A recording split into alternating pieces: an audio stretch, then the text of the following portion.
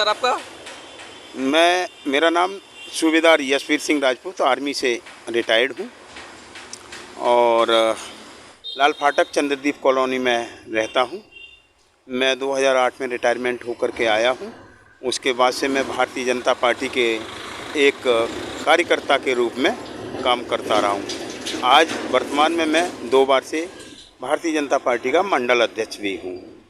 जैसा कि हम सब लोग जानते हैं, मैं सर्वप्रथम अपने देशवासियों को, अपने क्षेत्रवासियों को, सभी को गणतंत्र दिवस जो हमारा पहले हो चुका है, आज़ादी का अमृत महोत्सव और रक्षाबंधन और कृष्ण जन्माष्टमी की सबसे पहले मैं हार्दिक शुभकामनाएं देता हूं।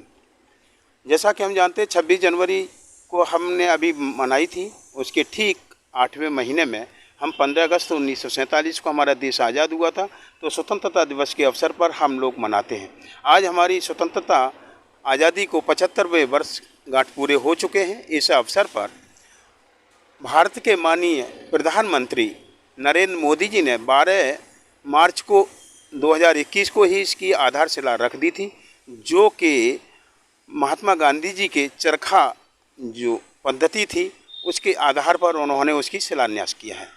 तो 75वीं अमृत महोत्सव के अवसर पर हम सब लोग घर घर तिरंगा फहराएंगे और युवाओं के अंदर ये जोश भरेंगे कि हमारी आज़ादी के आज 75वें वर्ष में पहले पूर्व में जिन लोगों ने देश की आज़ादी के लिए शहीद हुए हैं और बहुत कठिन संघर्ष परिश्रम में हमारे देश को आज़ाद कराया है, आज़ाद कराने के बावजूद हमारे देश का बंटवारा हुआ, इसका हमें बहुत दुख है।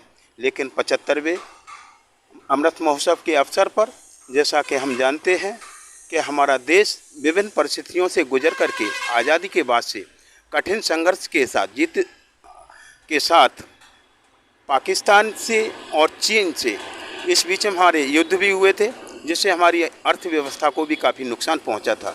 इस नुकसान को सहते हुए आज हम भारत की 5वीं देश के अंदर हमारा भारत देश है, उसकी अर्थव्यवस्था पूरे वर्ल्ड में 5वें स्थान पर आ चुकी है। तो युवाओं के लिए भी हम लोग संदेश देते हैं कि हमारे देश की ज़्यादातर जनसंख्या 18 से 35 वर्ष की युवा है। युवाओं को संदेश दिया जाता है क्योंकि वो इस आज़ादी के बारे में बहुत कम जानते हैं। जैसा कि हम सब लोग जानते हैं कि स्कूलों में भी 26 जनवरी और 15 अगस्त के ऊपर निबंध प्रतियोगिताएं हुआ करती हैं, जो कि बच्चों के अंदर और जो हमारे छात्र होते हैं उनको कंपटीशन के तौर पर आंका जाता है कि बच्चे कितना हमारी ये 26 जनवरी और 15 अगस्त के बारे में जानते हैं, आज़ादी के बारे में जानते हैं कि हमारे पूर्वजों ने कितना संघर्ष करके हमें आज़ादी दिलाई थी।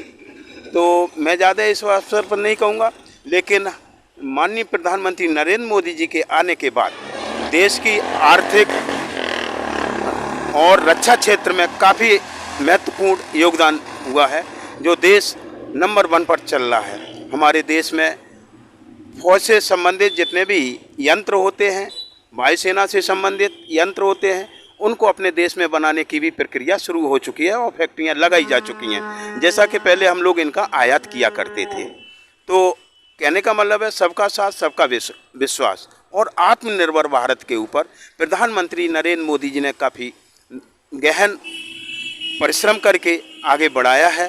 तो हम चाहते हैं कि 75वें आज़ादी के अमृत महोत्सव के अवसर पर गांव-गांव में पूरे भारत देश में घर घर तिरंगा लहराया जाए, फहराया जाए, जिससे कि नई युवा पीढ़ी और देश के अंदर राष्ट्रीय भावना जागृत हो।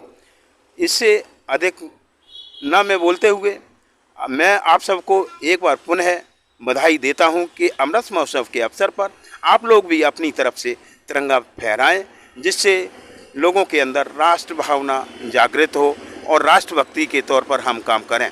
क्योंकि हम जानते हैं कि जब भी हम इतिहास भूल जाते हैं तो भौगोलिक क्षेत्र भी हमारा परिवर्तन हो जाता है, जिस प्रकार से पाकिस्तान और हिंदुस्तान का बंटवारा हुआ। अतः हमें पूर्व की बातों को भी ध्यान में रखते हुए, इतिहास को नज़रअंदाज न करते हुए, उसके बारे में पूर्ण जानकारी लेते हुए 75वीं आज़ादी के अमृत महोत्सव को ध्यान में रखते हुए हम अपने देश को आगे बढ़ाएं। ये मेरा युवा पीढ़ी और देशवासियों से अनुरोध है। इसी के साथ मैं अपनी बात को विराम देता हूँ।